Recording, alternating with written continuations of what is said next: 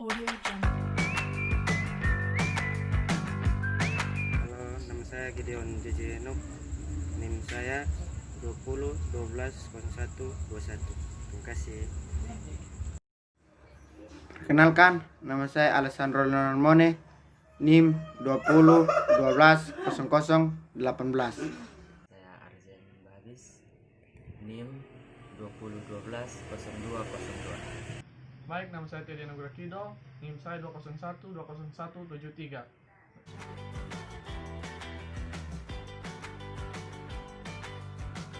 Sekarang berada dalam gamenya.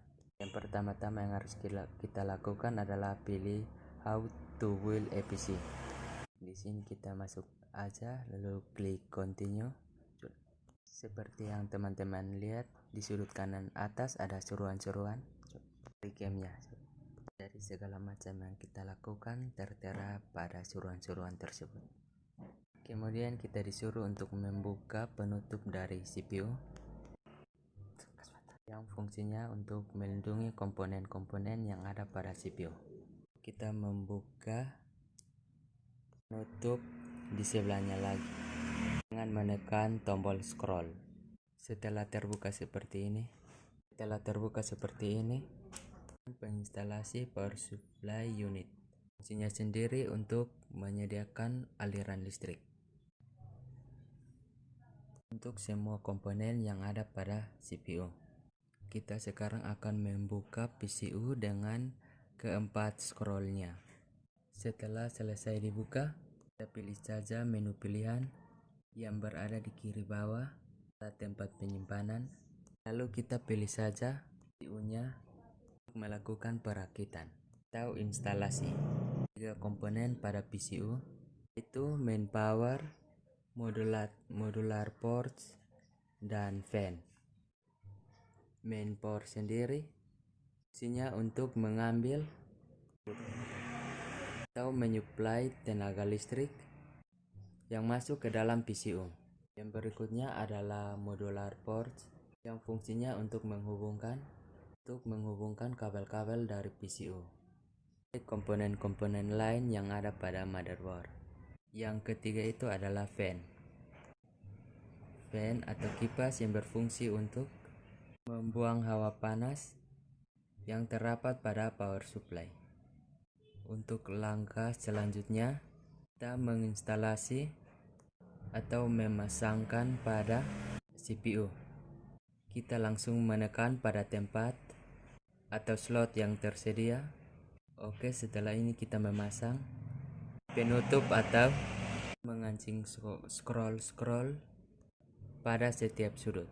Oke, setelah scrollnya terpasang semua, untuk langkah selanjutnya kita melakukan pemasangan untuk motherboard. Lalu kita klik continue. Langsung saja kita mengambil motherboard pada kotak penyimpanan. Baiklah, ini adalah tampilan dari motherboard. Yang pertama adalah CPU socket yang fungsinya sendiri adalah sebagai konektor yang menghubungkan motherboard dengan prosesor. Yang kedua adalah I/O ports yang fungsinya sendiri untuk menghubungkan semua perangkat keras pendukung seperti keyboard dan juga mouse. Ketiga adalah PCI slot. Ini adalah koneksi di motherboard. Yang keempat adalah standoff yang fungsinya sendiri adalah untuk menahan motherboard dari logam CPU. Yang kelima adalah CMOS baterai, digunakan dari motherboard untuk mengingat semua pengaturan saat komputer dalam keadaan mati, bahkan saat tidak tersambung dengan power supply. Yang keenam adalah front panel header, berfungsi untuk menghubungkan sebuah port dan tombol pada CPU menuju motherboard. Yang ketujuh adalah ADD SATA port, biasanya disebut serial atau port. Fungsinya di mana perangkat terhubung. Yang kedelapan adalah power, di mana dia memberi energi kepada motherboard untuk menjalankan semua komponen. Yang kesembilan adalah RAM slot. Ini adalah slot di mana sistem slot berjalan dengan menyediakan 2 atau 8 slot. Lalu kita instalasi, lalu memasang motherboard pada CPU. Setelah semuanya selesai, lalu kita install CPU-nya, continue. Oke, kita masuk lagi ke tempat penyimpanannya. Lalu kita pilih CPU-nya. Ada 3 komponen. Yang pertama, head plate. Ini adalah piringan yang terhubung langsung dengan prosesor. Cepat perubahan suhu CPU menuju pendingin CPU. Yang kedua adalah prosesor. Ini adalah sebuah chip yang kalkulasikan semua perhitungan komputer. Sangat halus dan tipis, jadi sangat mudah untuk panas. Yang ketiga adalah pin. CPU mempunyai pin yang tersambung langsung pada soket pada motherboard yang mempunyai letaknya masing-masing. Kita langsung saja instalasi. Selanjutnya kita melakukan penginstalan pada CPU.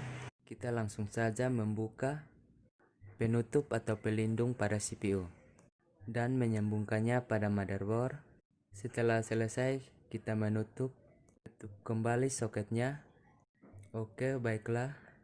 Langkah selanjutnya kita disuruh untuk menginstal CPU. Continue. Masuk lagi ke tempat penyimpanan. Lalu kita pilih CPU lagi. Di sini ada 5 komponen. Yang pertama adalah bracket. Fungsinya untuk menurunkan pendingin dengan motherboard. Setiap model CPU mempunyai urutan tertentu baik masing-masing. Yang kedua adalah fan, yang fungsinya sendiri untuk mendinginkan atau menghilangkan suhu panas. Yang ketiga adalah cooler plate. Ini dibuat untuk kontak langsung dengan CPU. Port yang terbuat dari bahan konduktif panas, seperti tembaga. Yang keempat adalah heatsink fins, yang berbentuk sirip dan memerlukan area yang luas CPU. Dan yang kelima adalah power, yang fungsinya untuk menjalankan kipas. Lalu kita menginstalasi. Ke langkah berikutnya, kita langsung melakukan pemasangan CPU cooler. Kita atur sesuai dengan tempatnya, lalu kita pasangkan. Dan jangan lupa menggabungkan atau mencolok kabel dari CPU cooler motherboardnya. Memiliki prosesor bagian dari SCAR, yaitu pertama GPU. Sudah terjadi. Menggunakan konektor untuk memungkinkan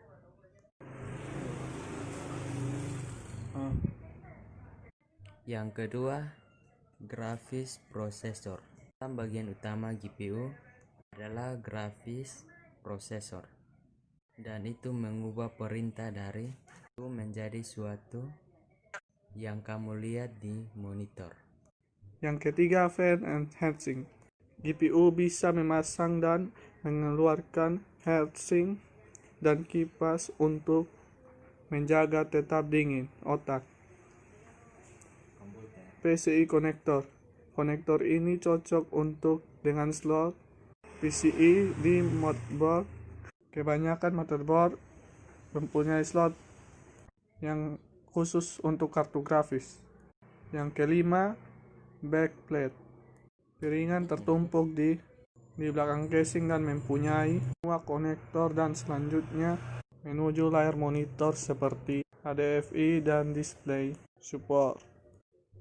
Kita lanjut dalam proses penginstalan di bagian casing dan membuka bagian casing dan memasukkan grafis part. Oke, seperti biasa kita buka lagi grup yang ada pada slot tersebut dan menemukannya. Setelah terbuka, kita langsung memasukkan graphics card-nya. Kita pasang lagi penutupnya, lalu dikancingkan. Memori atau RAM.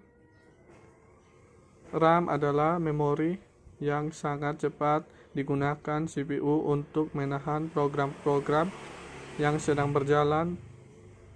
Bagian-bagian RAM adalah: pertama adalah memori chips.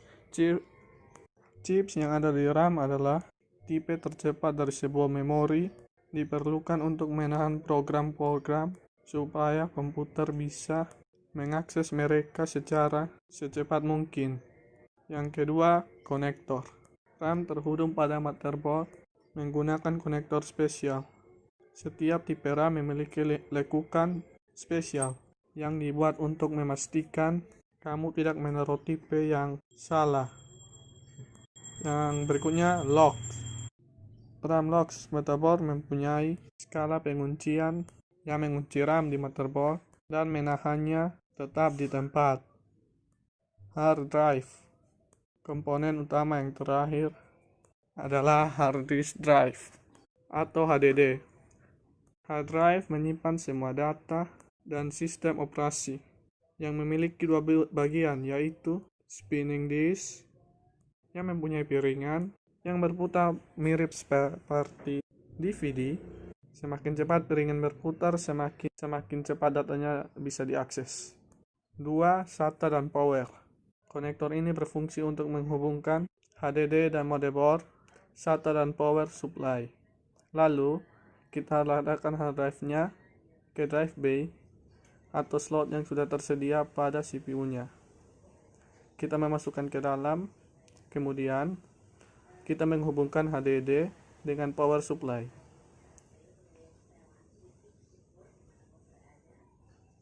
Dan HDD ke motherboard. Yang berikut ini adalah adapter port. Ini adalah kipas dari casing yang fungsinya untuk menjaga temperatur dan menghirup udara panas keluar dari casing. Can sendiri mempunyai dua bagian, yaitu fans yang seperti spirit yang mengontrol arah angin itu menghembus. Dan kedua adalah motor. Ini adalah bagian yang mendukung kisah agar berputar dengan maksimal. Untuk proses penginstalinya, kita langsung saja menginstal kipas yang tadi ke casing CPU. Setelah dipasangkan, kita langsung saja mengeratkan dengan skrup yang ada. Dan jangan lupa menyambungkan kabel dari fan case-nya tadi ke motherboard. Setelah proses penginstalan selesai, kita langsung ke tempat terakhir untuk menutup casing pada sendiri. Langkah selanjutnya kita install. Kita pasangkan atau colokkan kabel power dari listrik ke PCU-nya.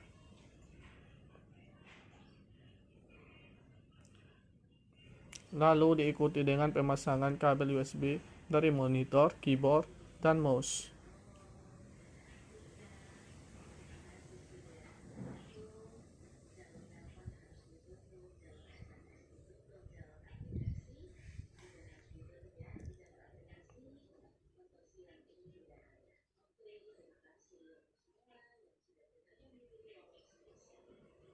Dan jika semuanya sudah terpasang, kita langsung saja menekan tombol power off